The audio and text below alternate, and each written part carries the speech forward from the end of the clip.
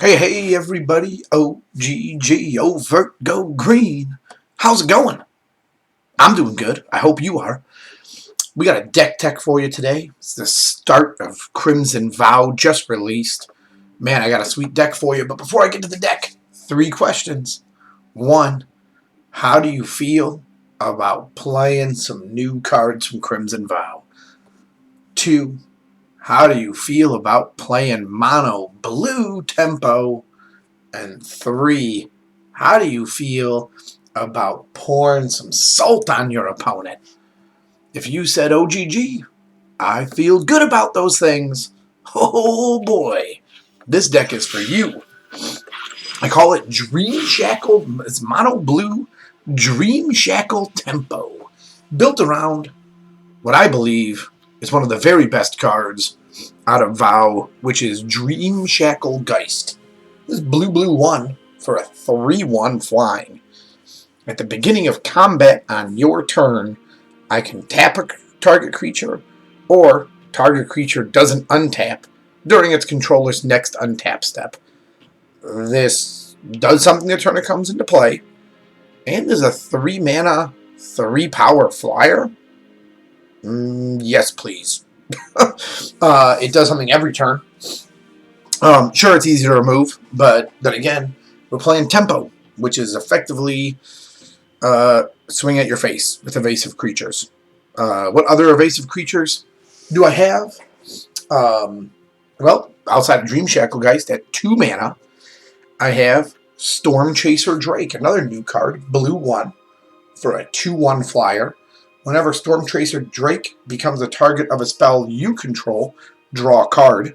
I'll go over the cards that can target Storm Chaser Drake here in a second. The other 2-drop creature I have is Spectral Adversary. This was from Midnight Hunt. It's a blue 1, 2/1, flash, flying. When he enters the battlefield, I can play blue 1 any number of times, put a +1/+1 counter on him, and then phase out that many creatures. Another great creature, aggressively costed, 2 power for 2 mana, flying, flash, evasive, phases out creatures, really messes up the flow of the game for your opponent. He has flash, really good. At 1 drop, we have some creatures. For Silver Raven, this is also from, this was from the D&D set, I believe, Forgotten Realms. It's an artifact creature, bird, 1 mana for a 1/1 flyer. When he enters the battlefield, scry 1. Handy. Lantern Bearer, another new card from Vow. 1 mana for a 1/1 flyer. It can disturb to give a creature +1/+1 and flying. This is one of the cards that can target Storm Chaser Drake. Right? So for 3 mana, if you got nothing else to do, give Storm Chaser Drake +1/+1 and draw a card. Seems pretty decent. Now let's go over the Salt, or what I like to call the Salt of the deck. Right? For Fading Hope, super annoying card that lets you probably scry 1. Oftentimes I find myself scrying 1 with this. Return target creature to its owner's hand. Here's a real Salt here. For you see a guard approach, right? 1 mana instant from the D&D set, the Forgotten Realms set. Tap down a creature, or give a creature hexproof. How is this not great, right? Both those choices a tempo deck wants.